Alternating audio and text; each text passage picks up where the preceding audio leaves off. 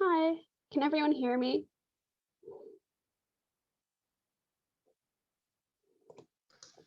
Yes, loud and clear. Great. So hi everyone. Thanks, welcome to, hang on a second.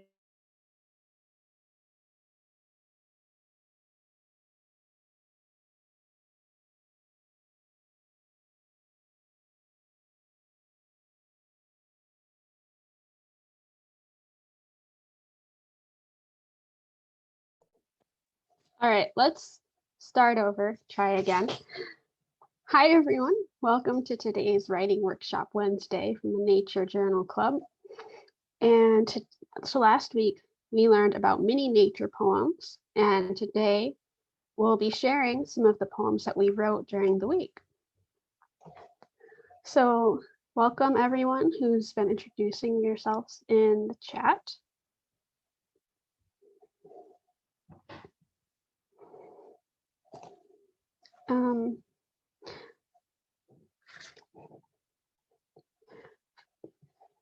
First thing to get out of the way, this is a free workshop for the Nature Journal community, but any donations are welcome if you enjoyed it and you would like to help support me or pass it on with an act of kindness in your community. Now, also, something new I started last week. So all the recordings of these workshops go up on my YouTube channel, but I've been a little bit behind at getting them up. So if you'd like to get a link to the Zoom recording on the Zoom cloud right after the workshop, you can sign up to get those sent to your email. I also going to put a little plug. I teach on OutSchool and I'm having an Earth Week sale for my class Nature Mysteries, which is basically, I wonder it reminds me of for kids. And I have a new class based on the Warrior Cats book series that's about different kinds of habitats and adaptations that animals have in their habitats. And something else that's coming up, I just want to let you guys know about. There's an event called Story a Day that happens every May and September, where you get a writing prompt and try to write a story every day. And there are lots of great resources on the website. For example, one of the things that you can do is capture story sparks. So I just printed this out and made this little book that you can keep track of any random details or things you notice that might be good to put in a story. So just like we were talking about last week, observation is really important for science and observing nature like a scientist, but also like also for poetry. And it's the same for stories. So I'm not affiliated with this in any way. I just think it's a fun event I thought you guys might like to know about. I will admit I usually sign up every time it happens, and I usually don't end up writing a story every single day, but I still do some of the days. So it still is a fun way to try something creative. So like I said, last time we talked about mini nature poems. It's Earth Month and Citizen Science Month, and it's also National Poetry Month. And of course, tomorrow is Earth Day. So what better time to think about how we can use words and poems to think about our relationships to the natural world and how we take part in it. So we talked about some of the things that poetry and science have in common. So like I just mentioned, both of them require observation, a sense of inquiry and curiosity, and creativity and thinking about things other people haven't thought of before. And so we talked about what makes a great mini poem. And so from the article, which Sharon actually shared with me, the advice to amateur poets is to stay grounded in your five senses. So we don't have to try to be all grand and philosophical, like just what's happening in this moment, what's your experience, what information are you getting through your five senses. And so some of the things that we talked about before, how do we pay attention to what's happening? How can the poem be our way of sort of interacting with the world around us? What do we feel? And most importantly, what's unique about this moment. Sometimes there might be things that are universal that come up, but we don't want to force that to happen. The most important thing is what's unique about this moment. So we don't have to overcomplicate it. We can always go back to, I notice, I wonder, it reminds me of, and they don't have to be in a certain style. They don't have to be perfect or pretty sounding. They don't have to be fully formed right away. And all it is an opportunity to bring meaning to our lives. I also said bonus points if your poem has he, kin pronouns in it. If you missed the class where we talked about that, the recording will be up soon. But basically, that's a pronoun that was made up to show that something is alive. So we don't have to just say it for a plant or an animal. So last class, we ended up not having time to write during the class. We were having some great discussions, and I think I put a little bit too much into the class. So I challenged everybody, or I invited everybody to try writing a poem during the week. But if anybody didn't have a chance to, or if you guys would like, we could take 10 or so minutes right now to give everybody a chance to write something, and then we could share. So why don't you type in the chat a number 1 if you'd like to just share now, or a number 2 if you'd like a few minutes for us all to write before we share today.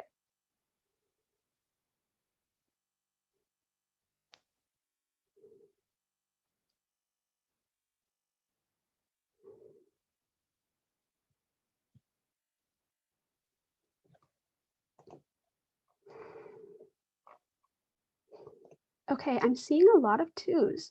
So why don't we take 10 minutes to write, and then we can all share.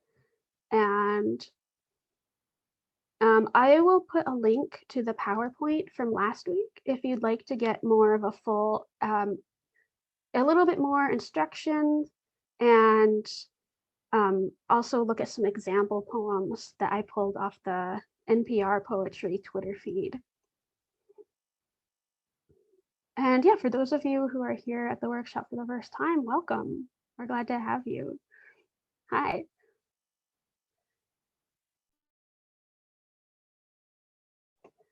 Okay, so I will, I'm first gonna go get that PowerPoint, and then I'll put on a timer.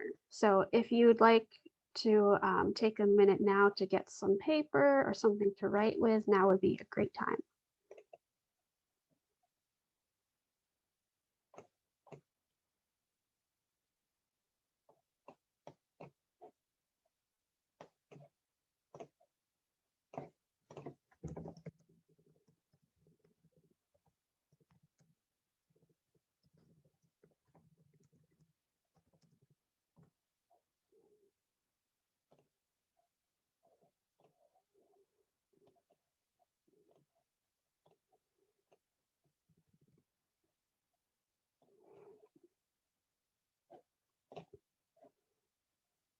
All right, I'm about to start a timer for 10 minutes.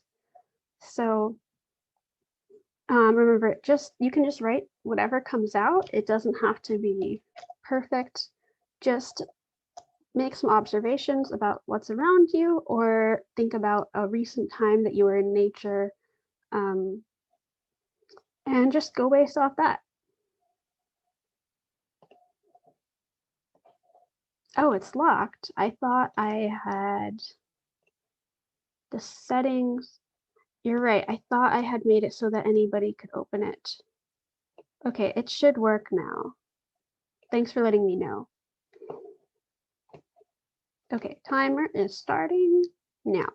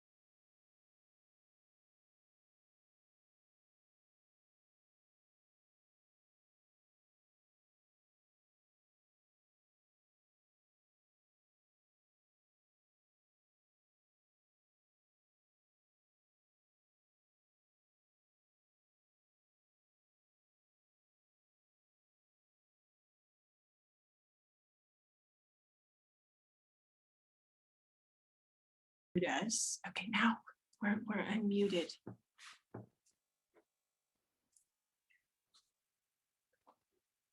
So she can see us now. Hi. Hi. Did you just get here? Unmute her. Oh, yeah. Oh, she's unmuted. There are 15 people here. See, these are all the people who are here. And see, you can see who's muted. Come over in camera. Okay, wait, I'm gonna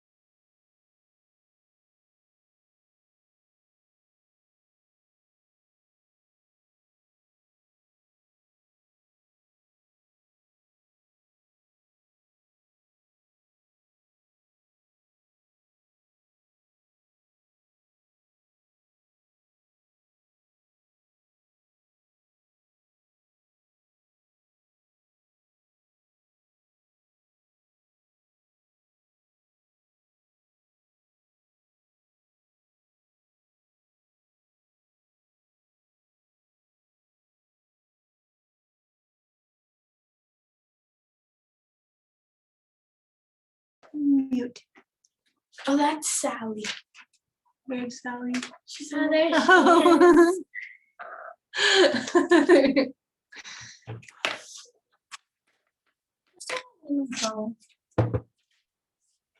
I mean, It's right on mute.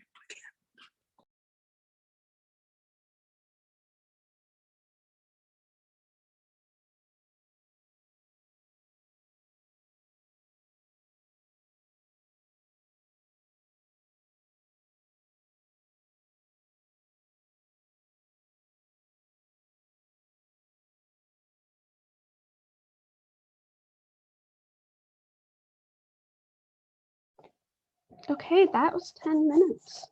How did that go for everybody? Okay, great. I hope that everybody has at least something to share. Remember, it doesn't have to be perfect. It doesn't have to be finished. It looks like we have a pretty good sized group today. So let's get started with sharing. I want to make sure that everybody who would like to share has the opportunity to. So let's share. A few notes about sharing and giving feedback. Let us know what kind of feedback you'd like, if any. I know that for a lot of people, it takes a lot of courage, even just to share. And that's really exciting to share your poem and have everybody hear it. And that's what you'd like to get out of this. And that's enough if that's what you're looking for. If somebody does want feedback, and because we're here to help each other improve, but most of all to celebrate each other and our connection to nature and playing with words. So if somebody does want some feedback, they'd like to know how they might make their poem even better. We can be analytical and thoughtful, think carefully about it, give your honest opinion, but still be kind and encouraging. We're all here to help each other. So here are a couple tips from this article I linked to, which is how to workshop a poem in 5 steps. Again, these aren't the only things, but just some ideas for you. First of all, read it or listen to it just for comprehension, so you understand, first of all, what's the poem about. Second, you might think about the theme, the voice, the tone, basically, what does it sound like? What kind of mood does it have? How does it make you feel? What emotions does it make you have? And then you could focus a little more analytically on the language that it uses. Are there any particular phrases that it likes, that you like, or literary devices? What works well? What helps to support the meaning of the poem? And could anything maybe be changed to be a little bit better? And then another thing you can think about is the structure and the layout. So how are the line breaks of the poem? How are the pauses? And again, if you're reading it aloud, you can show this by pausing at certain points. How are the words arranged on the page? All of those things. And again, how do they contribute or detract from the meaning of the poem? Any questions about this? Okay. So I thought I would share a couple of mine first, just to show, I know it can be scary to share poems in front of everybody. And it's still a little bit scary for me too. I want you to know that. So these poems I wrote a couple last week while I was out on a hike, and these 3 just kind of came to me while I was out there. So here's the first one, a little haiku. I love rainy days. No noisy bikers, joggers, just me and the trees. Would anyone like to comment on this poem?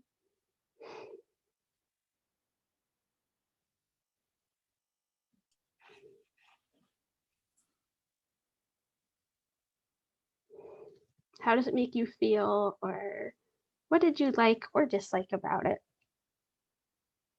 Relatable, simplicity and honesty.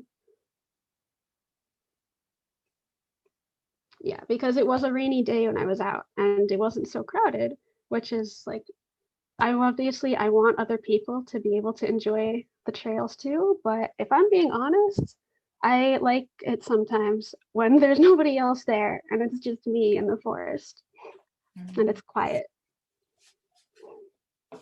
Like having time with Mother Nature.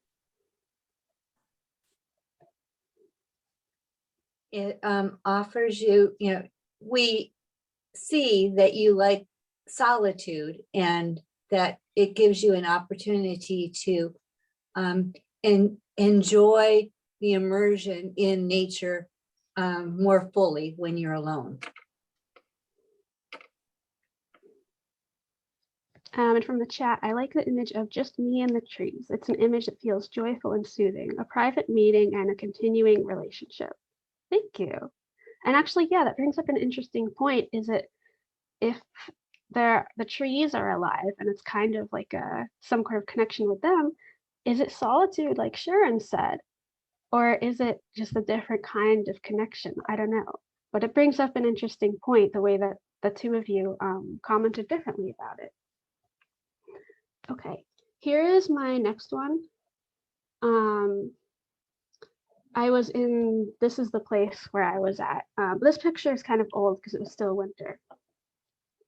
I feel a punch in the gut standing here, my favorite place in the world, as the thought hits me. This could have been a subdivision. Only chance that this Meadowfield Way fell under state parks protection.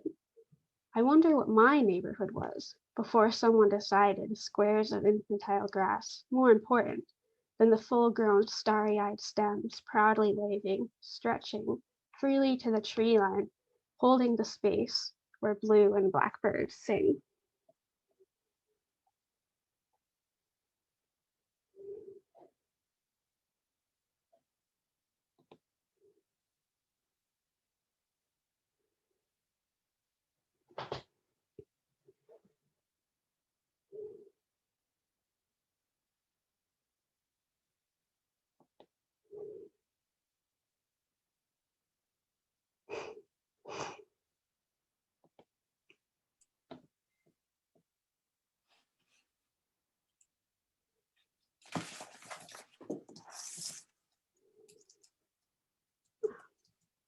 Hannah says, I want that framed. Thank you. Ivea says, starry-eyed stems make me imagine the grass as having dreams of their own, or maybe the land having dreams and its own consciousness. It's important to learn through history, to relate this beautiful natural space with your own neighborhood space. Very expressive. I like the realization it expresses. Thank you for your comments. And again, this is just how I felt in that particular moment. Of course, I like living in my neighborhood and people need places to live too. But in that moment, that's how I felt about it.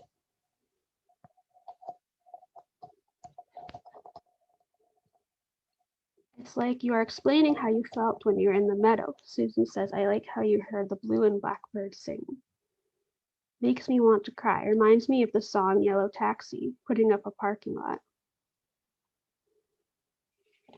Really appreciate the acknowledgement of how important letting ourselves pause in nature rather than feeling like we need to move through it or around it. I love the what if here. The distant view too. I think we lose this in living in cities.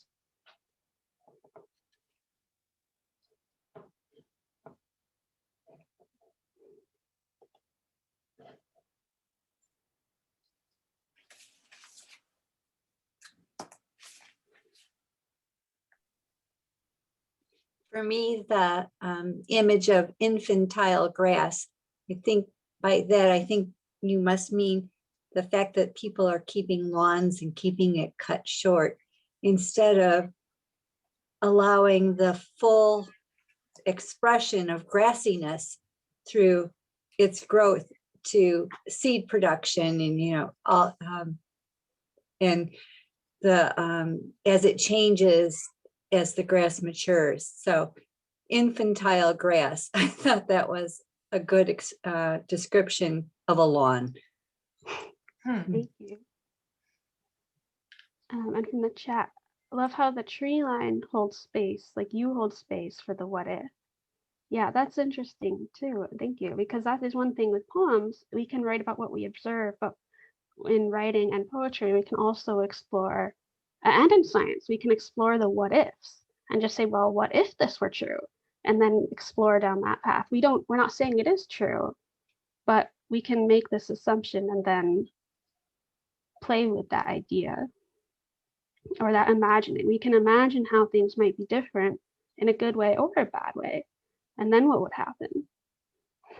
Also from the chat, the two sides of this poem are very nicely juxtaposed. The city versus the wild, the cut of life when you lay down concrete. Very nicely observed and written. Thank you. All right, now I had one more, but let's skip ahead. I want to make sure everyone has a chance to share. And so this one was sent to me ahead of time. If you would like to read this aloud, you're welcome to. Okay, yeah, this is mine, and I welcome some kind criticism.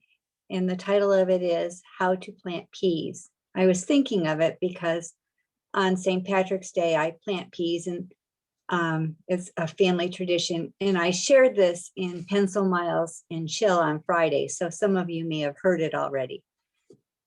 Pull back the blanket of mulch to reveal dark and damp soil. Then tuck in wrinkled peas and bless them with a backward prayer, inhaling the earth's fertile scent.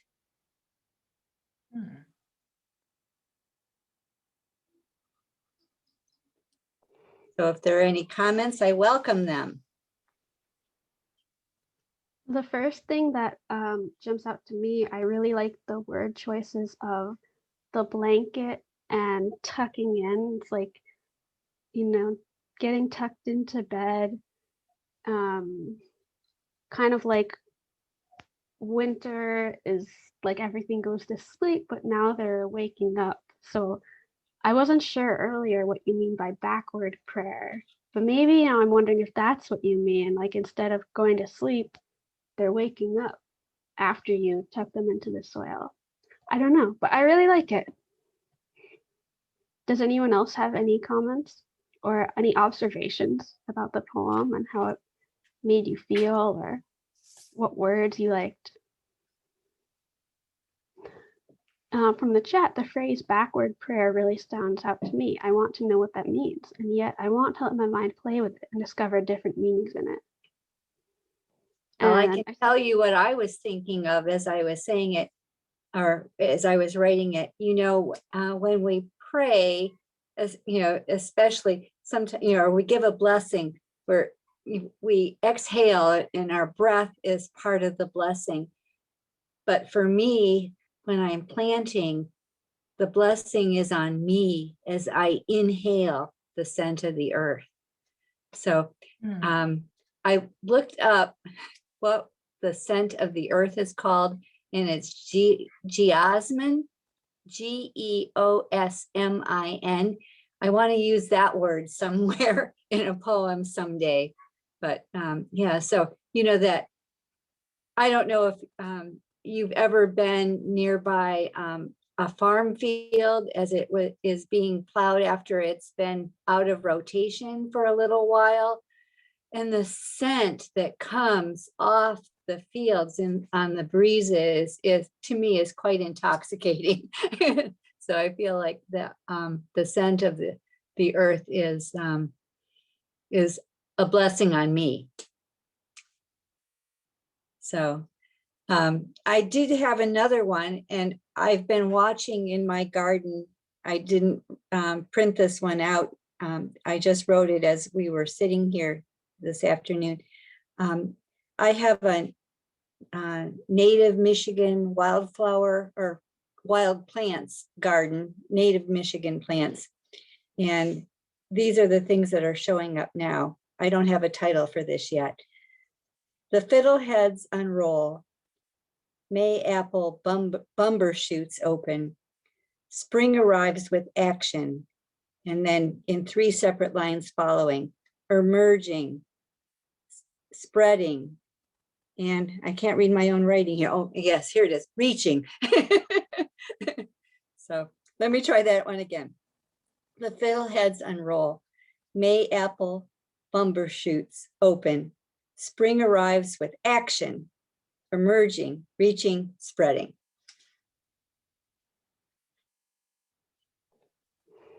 Again, I welcome your comments.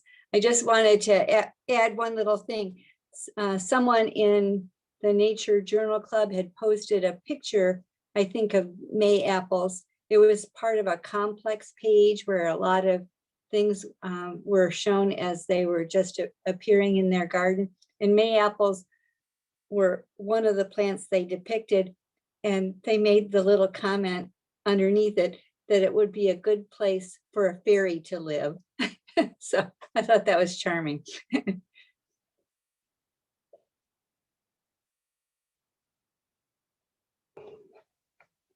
So a comment from the chat, love bumbershoots. Yeah, I love that too. You made that up, didn't you? No, that's Or is that a kind real of word? a British name for an umbrella. Oh, Yeah. that's fun. It yeah, and that makes sense because it gives this kind of like everything's moving and it's shooting up from the ground, but then it does create this umbrella shape. That's right. We have a lot of great comments in the chat. I could read some of those out loud. Also, if anyone would like to read them by unmuting yourselves, remember the chat won't be recorded in the video. But great comments from everyone. Now, Sally, a little while ago, I saw you raising your hand. Do you still have something to say?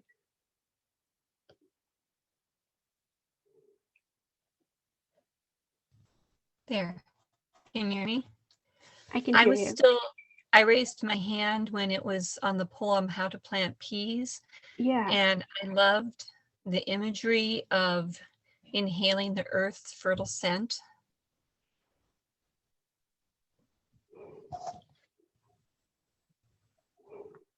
Yeah, thank you. Thank you for sharing your thoughts.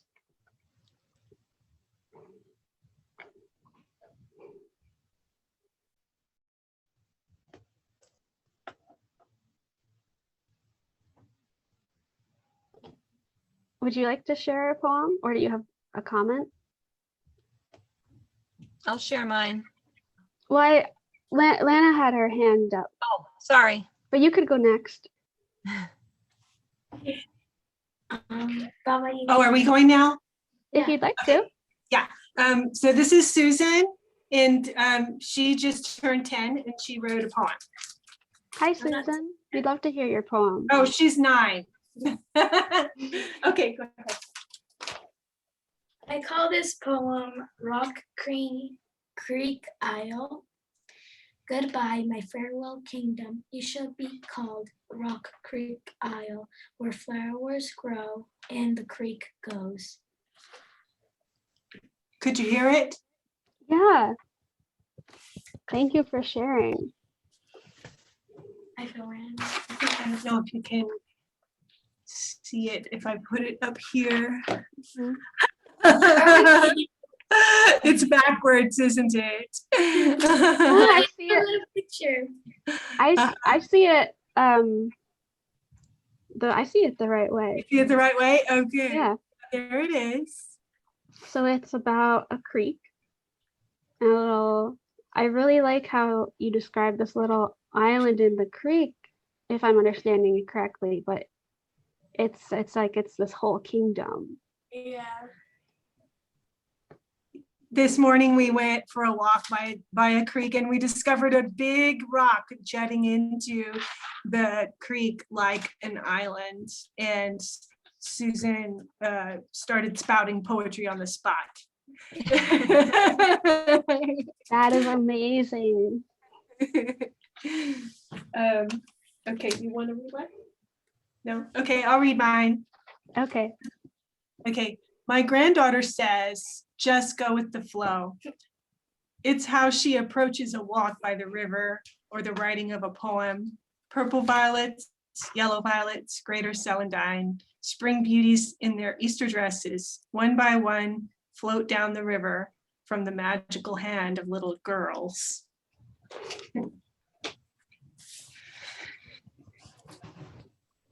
That's it.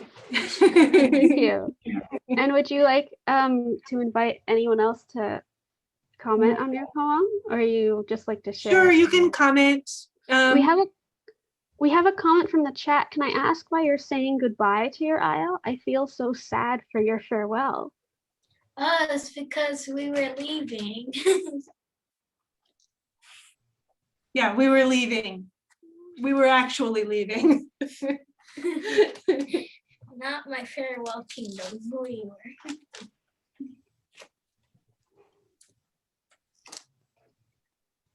A temporary goodbye. That's good from the chat.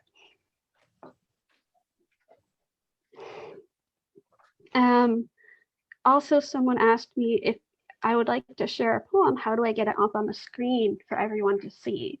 So if you would like, I could put it in the PowerPoint. You can send me a private message in the chat, and I could put it up on the screen if you'd like. Otherwise, you can just read your poem out loud.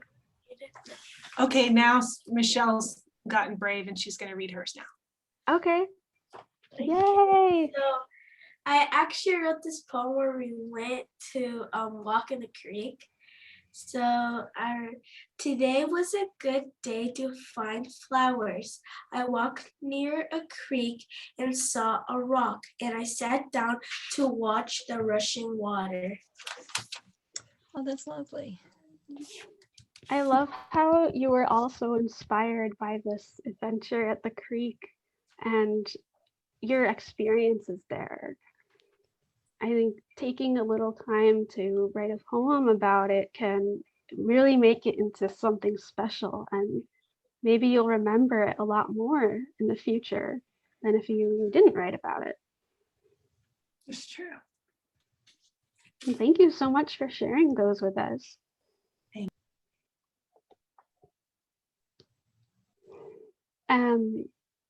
And yeah, Rebonto, you can share both of your poems if you want to. So a few minutes ago, Sally asked if she could go. Would you still like to go next? Sure. Thank you. My poem is called Remembering. Bare feet touching grass, summertime. Green and sun, smell eternal, tastes of roots.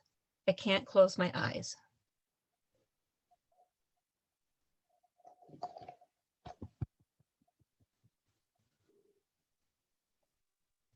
Could you read it again? I want to listen again very carefully. Sure. Remembering. Bare feet touching grass, summertime. Green and sun, smell eternal, tastes of roots. I can't close my eyes.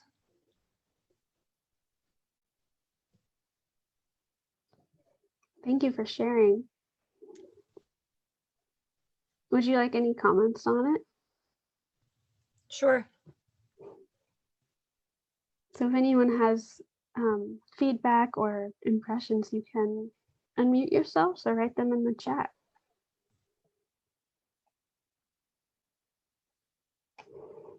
I like how it has the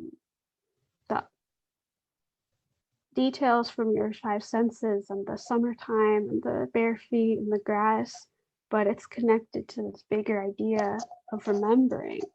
And it makes me wonder if it's you remembering that moment in the summertime, or if it's the summertime is like that experience itself makes you remember.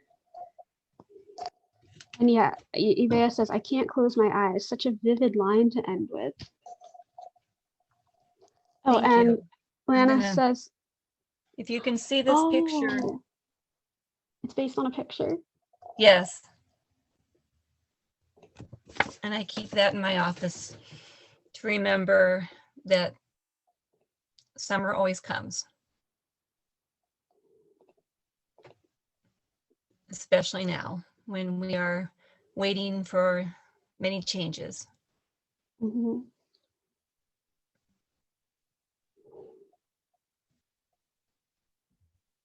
Thank you for sharing. It seems like it's a poem is something that's very personal to you. Yes, thank you. Someone said it teleports the reader home.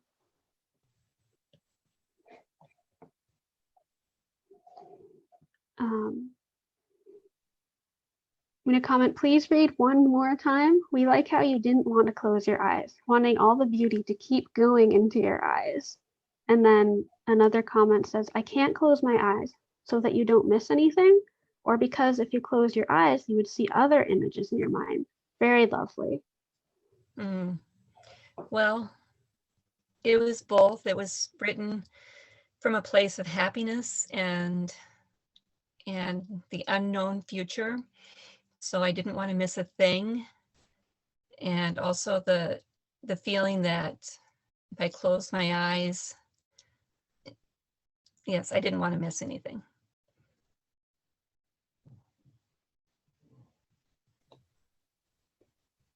Thank you so much again for sharing that. Thank you. Will you please read it one more time? Okay, remembering. Bare feet touching grass, summertime. Green and sun, smell eternal. Tastes of roots. I can't close my eyes.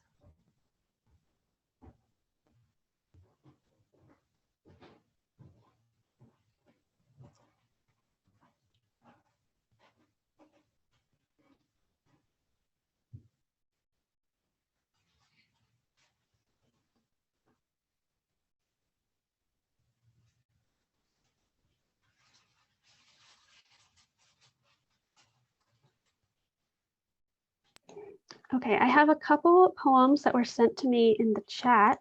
So right now, I'm putting those into the slideshow.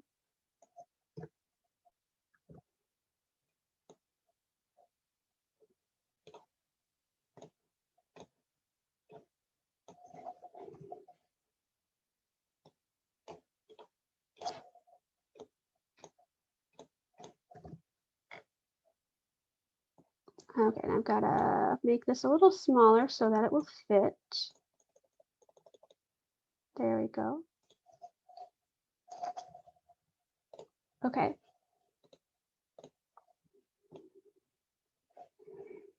And I will share my screen.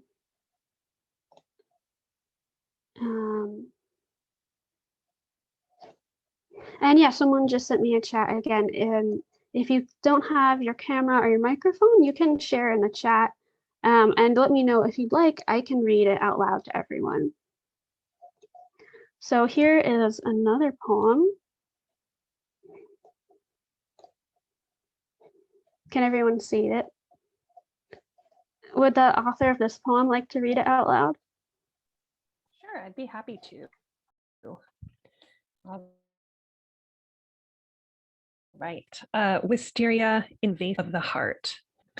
Clusters of grape drip scented like grandmothers, alive with bees bobbing and weaving, their wings so loudly beating, it drowns out the fear of stinging. So you two are drawn close, each sweet pea drop holds its own world, and before the bee can get there first, you dive in.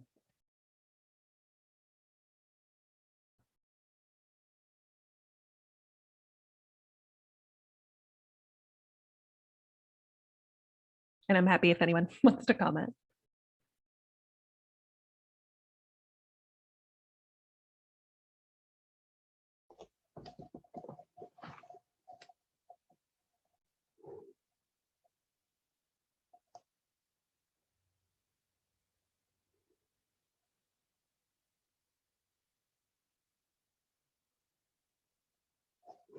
And I wasn't sure exactly how you wanted the line breaks to be in this, so that's something that you can play with. You let me know if you wanted it to be different in any way, because that can change the rhythm or the meaning. That was of hard. it. Yeah, that was hard with the format. But yeah, But I'm just fine for noticing what it is. I like the bees bobbing and weaving, and then again, I don't know if this is intentional or you, but the way it has the bees and then this fear of stinging, and then before the bee can get there first, it's making me think of a bee kind of like flying in and out, like it's all around you.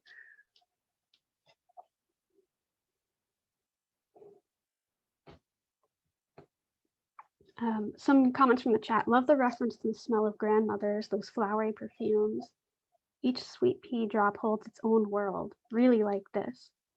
The movement in this poem makes it so alive. I like the gerund rhyming. It makes it flow like a bee from bobbing flower to flower. Then the reader moves in too. It's kind of like what I was just saying.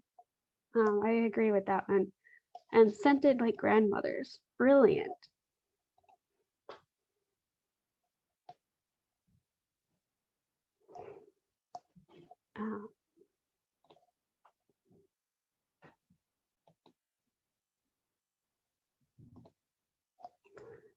Okay, I see Ray Bamptov raising your hand.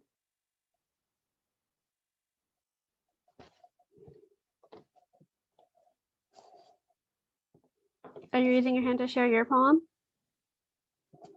Oh, Yeah. you gave me, I forgot. Are these ones yours? No, these are Lisa's.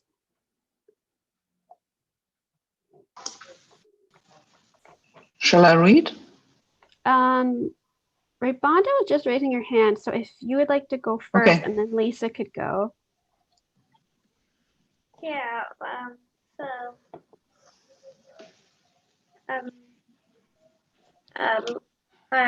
During the week, which was today before the class, I wrote this poem, Pigeons. Summer is dressed, spotty pigeons are best. Whitecaps are welcome, all pigeons sound partly half a cough and a deep drum. Some don't seem to like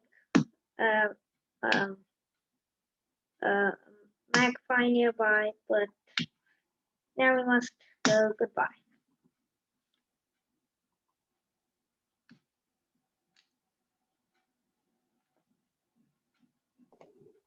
Thank you for sharing. Would you mind reading that one more time? Summer at rest, spotty pigeons are best.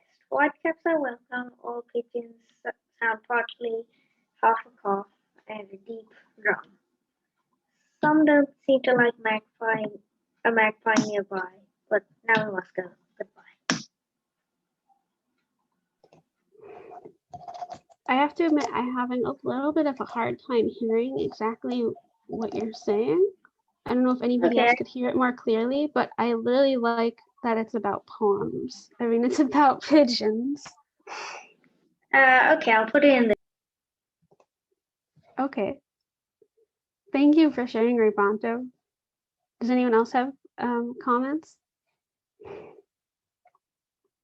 All right, it's almost 1 o'clock already, so I think we're going to have to speed things up a little bit to make sure everyone gets a chance.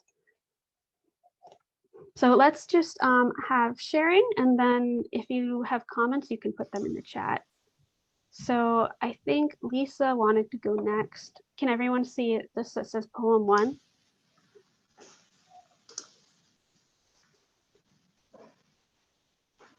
Lisa, would you like to read it out loud? Yes. I see the birds and wonder, do they see me? What do they see in me? A danger, an enemy, a feeder, or nothing special? Maybe they see me just as a creature like themselves. Thank you for sharing that, Lisa. I think this is such a great example of a mini poem because you've got the whole idea captured right in there about your wonderings about the birds and how they think about, we watch the birds, but what do we think about them, but what do they think of us? And there's so much in some things, it's such a simple question, there's so much unknown. I love in the chat, I love the sense of wonder. Wonder is something special. And here's your next poem, also clearly inspired by birds. Yes. Sometimes I wish I'd be a feather at a bird. I'd ruffle in the soft breeze. I'd feel the little heart below me beating along. I'd cling to my bird until one day I'd loosen my grip and gently on the wings of wind sink down to earth to dream forever about my feather memories and the blue skies.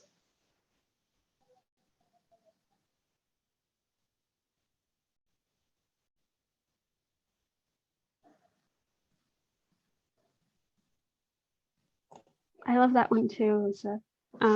If I'm in the chat, I think about the last one. I love your contemplating the bird's perspectives, trying to see through their eyes.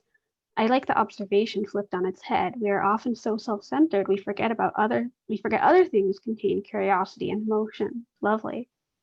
I absolutely love this. Oh my gosh, your voice reading your poem makes me cry.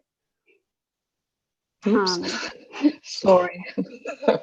I think Thank you. that's a good thing. Poems are supposed to give people emotions. Okay. Who would like to go next? So I try to end at 1 o'clock. I can stay longer if anybody would like to stay and read your poem. So if anybody has to leave before 1 o'clock, I'd like to let you go first. Oh, and then we've got the perspective of the feather is so lovely. Thank you for sharing. I adore your word choice.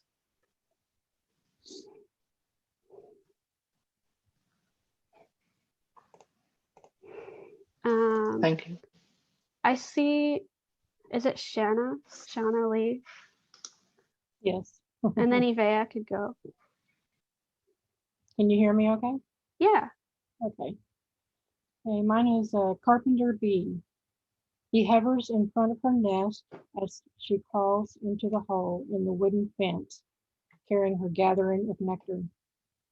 He turns this way and watches, turns that way and watches, humming like a drone. Another male flies through his territory and he chases him off. Their two round, black, heavy bodies remind me of eggplants as they bumble and push each other, then dart across the yard, disappearing over the fence. He comes back and hovers, turns this way and watches, turns that way and watches, humming like a drone. Meanwhile, she goes about her business of bringing life into the world.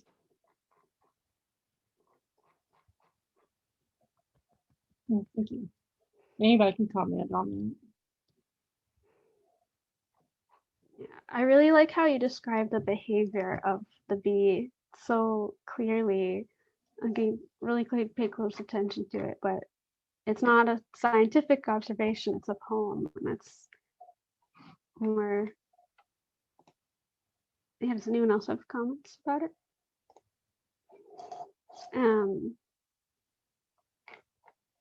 So thank you for sharing. Just because we are running out of time, Ivea, would you like to go now? Sure. My poem is going to be a little bit weird because it's urban nature, so it's not probably going to be as naturey as. Anyways. Wait. I just need to stop you right there because that's not weird. There is like this kind of, I guess, stereotype of like nature poems being all like pastoral and lovely and, you know, out in the farm or the forest, but it doesn't have to be. I have a whole book right over there about urban nature poems. So like whatever is your experience of nature, that's valid and important. So don't feel like that's less than anybody else's. I would love at some point to get the title of that book, so I will get that from you at some point. So mine is based off of just a little experience this morning I had sitting out in front of my favorite coffee shop. Fog flying far overhead, yet the cold is immediate, strands entangling with curls of hair, dark, warm brown, despite the cold seeping in, softly draining away the heat, but the spark remains. What does it mean to be alive? The sight of a barista's eyes through glass, a smile, a glimpse, a moment not understood, obscured.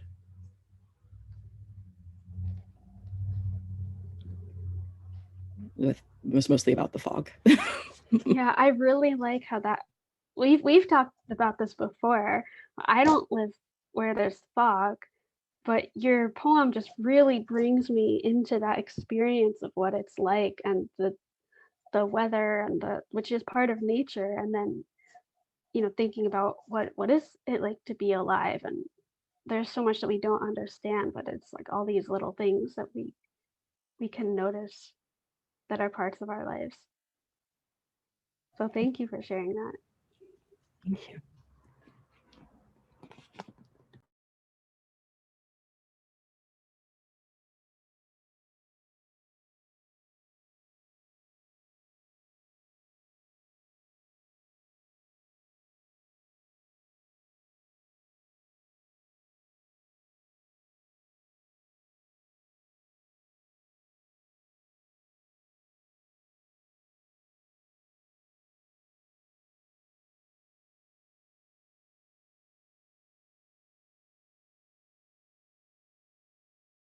I'm sharing my screen again.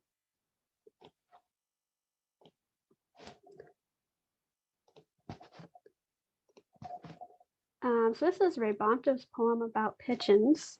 I couldn't hear it very well before, but now you can see it too. Bamptov, would you like to read it out loud again? Yeah. Summer at rest, spotty pigeons are best. Whitecaps are welcome, all pigeons make a sound, partly a half a cough and a deep drum. Some don't seem to like a magpie nearby, but now we must go. Goodbye.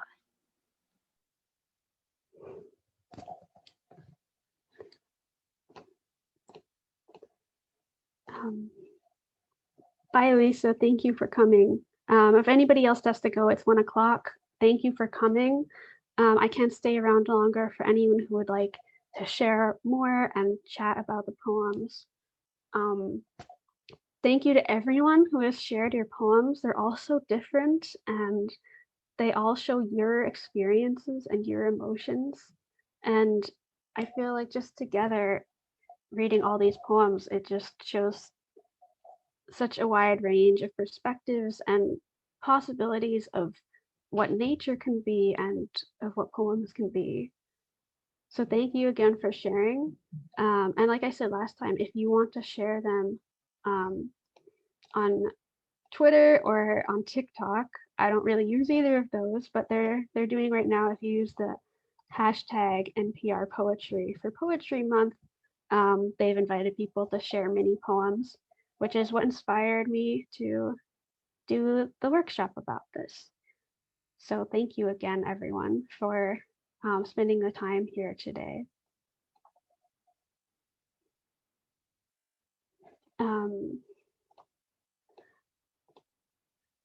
Jody and David say, would you mind sharing the poem about the feather on the bird and writing? I'm an artist and this inspires me to paint. So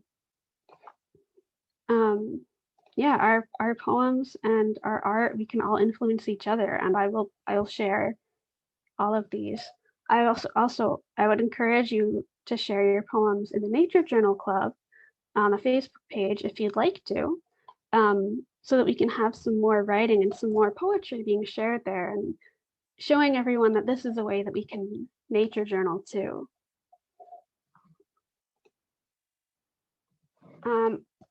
Would the author of this poem like to read it out loud, if you're still here?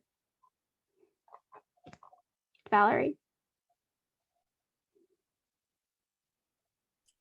Hi, good morning. This is my first time here, so I'm really nervous, so bear with me.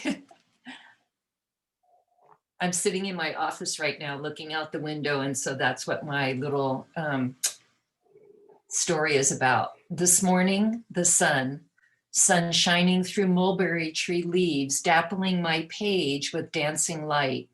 Birds chirp but don't fly this minute because the north wind is howling, starting to fill the valley sky with dust as the sky changes from cerulean to ochre. That's all. You can tell I'm a watercolorist. I always think in terms of color. Oh, yeah, now that you say that, that's so cool. I can see how that art influenced this little poem. this is the little page that I wrote on. And at the bottom, I did a little picture of the mulberry tree over the fence with the wind blowing the leaves. Mhm. And I'll go back in and put some color on this page. This is in my Wild Wonder Nature Journal, #2 that I started last year. And I went into, just part of it at the end of Wild Wonder last year, John Muir Laws, the Nature Journal Club. And so I thought this would be an appropriate place to put our nature journaling poems. And hopefully I'll be able to join you every week. Oh, great. Thank you. This is great. Yeah. Valerie, I really like the image of how the dappled light on your page was dancing. I have seen that so often, the light shining through a window where a tree has produced some shadows, and as the wind moves the leaves around, you just, you see something that is so mesmerizing to watch. Yes. Thank you, Sharon. That's what was happening while I was writing on my page. You can see the sun is coming from the east right now. So because it's only 10 o'clock here, it's still morning. Just lovely. Thank you. Yes, and I like how what you have it written on your page with the sketch. It's like this whole art piece together, and I think it just communicates it all in such a more impactful way than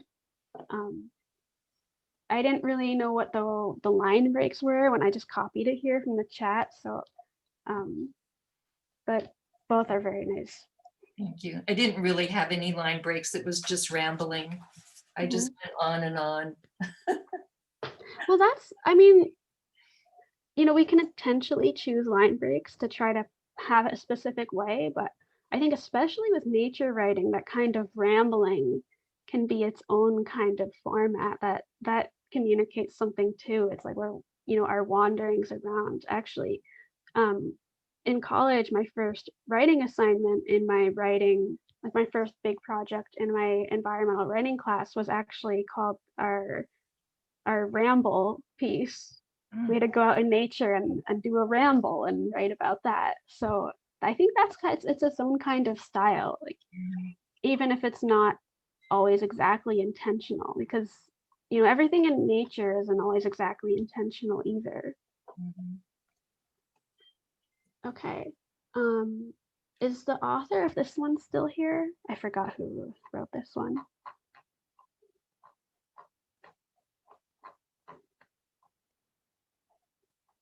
Oh, I think right. But you asked me if I could read it, right? Because you don't have the microphone set up. Okay, I'll read it. And then one more person just sent me a message in the chat. We can read that one. And then I think we'll be finishing up unless anyone else still wants to go. Okay, so. Oh, sorry. Yes. This isn't actually part of the poem, but it's one that you wrote in the beginning. Okay.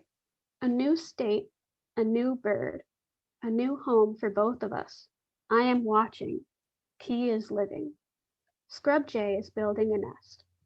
I am unpacking, arranging, creating a place to nurture us. Are we sisters, Key and I? I will watch and learn to live again, anew. Thank you so much for sharing that. First of all, I just love how you're comparing your life and your new home to the bird and the bird's new home, the nest that the scrub jay is creating while you're creating your new home. That's really beautiful. And I appreciate you sharing that with us. Would anyone else like to comment on it?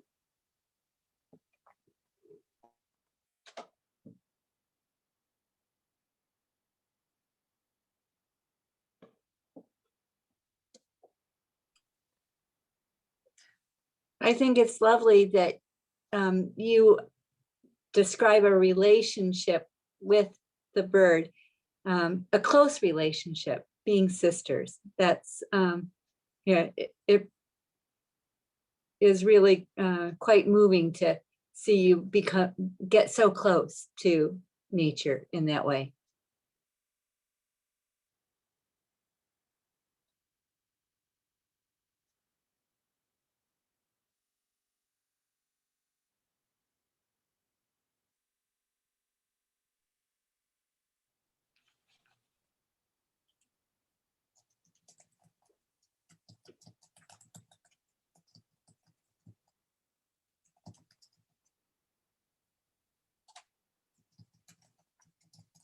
I just realized I was muted for the past minute, but oh,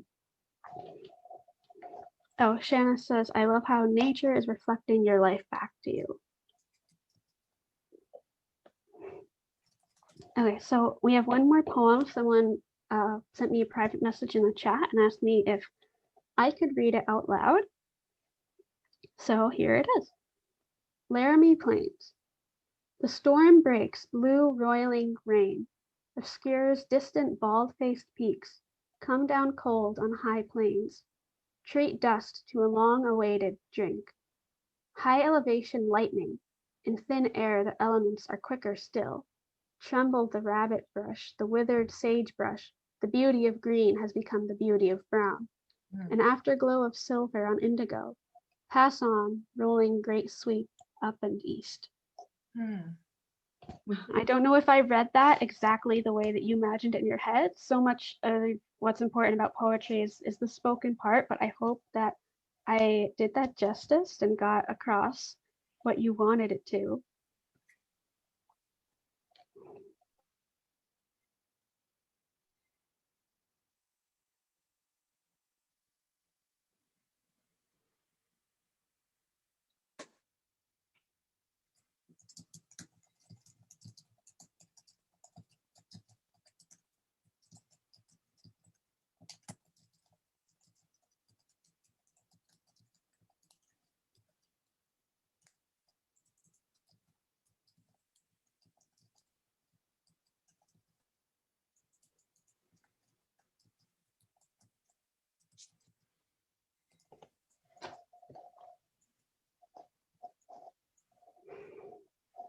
I like the phrase blue roiling rain. I think that phrase keeps jumping out at me.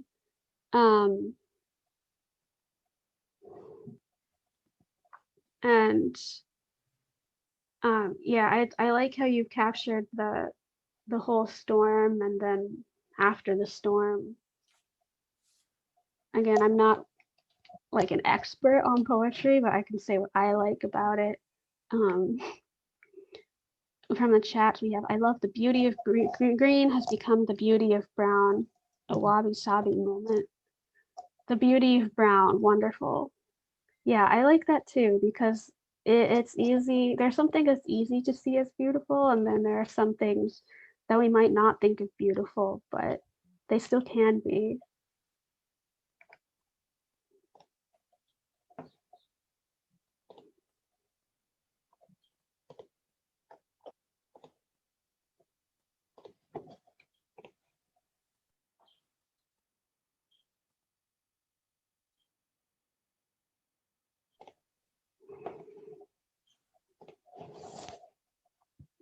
All right, so is there anybody left who hasn't shared a poem who would like to?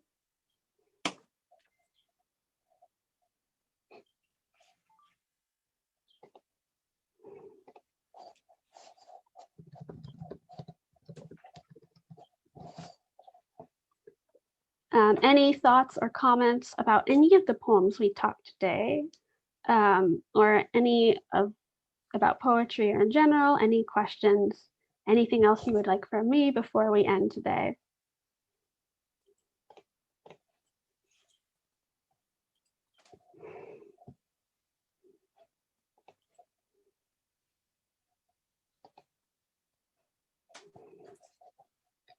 All right.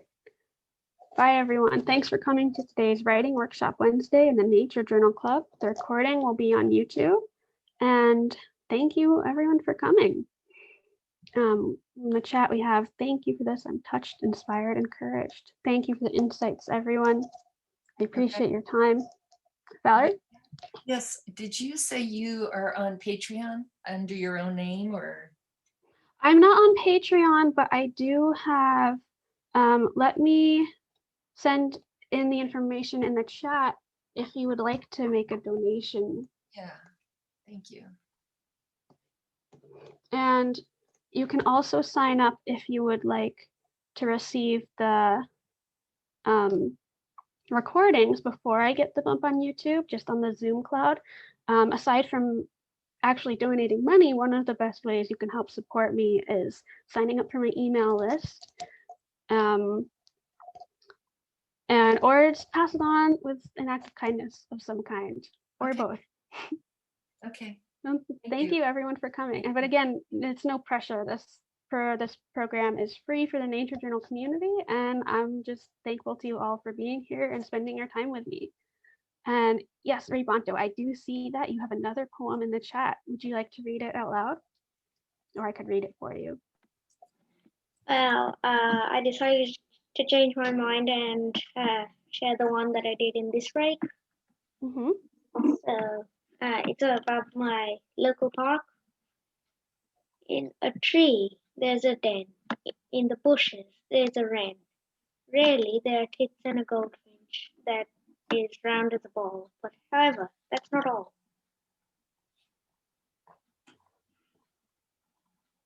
Is that the end? Yeah. That's interesting then how it says that's not all, but that is all because it's the end of the poem. But that's not all. That's happening with the finch. And I like how you have the rhymes in there. And I think that's an internal rhyme with tits and goldfinch. I really like it. It's playful and it's short and sweet. Maybe kind of like watching a wren. Thank you for sharing, Rebonto.